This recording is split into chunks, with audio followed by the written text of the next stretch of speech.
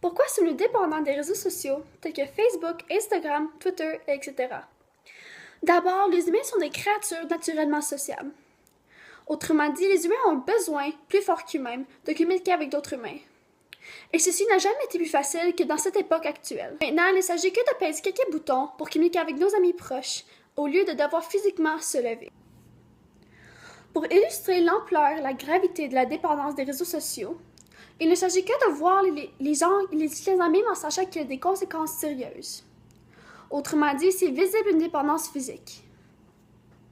Cette idée est démontrée dans une étude par Cott et Associés qui ont étudié les conséquences sociales et psychologiques de l'Internet sur 169 personnes dans 73 ménages pendant leur premier et deuxième an en ligne.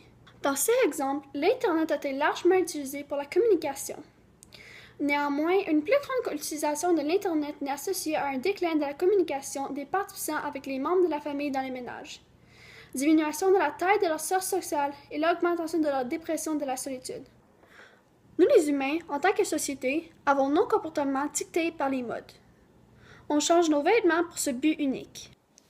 Une étude de 2016 montre que quand certaines personnes sont demandées si échanger leur linge pour faire partie des modes, 74% des mondes ont dit oui, échanger leurs habits pour faire partie de la mode, et 26% ont dit le contraire.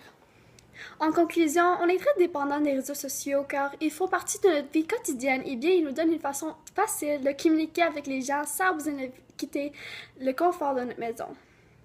La question qui se reste de poser est-ce que les médias sociaux deviendront de plus en plus importants dans nos vies au point qu'ils pourraient causer une menace pour notre société?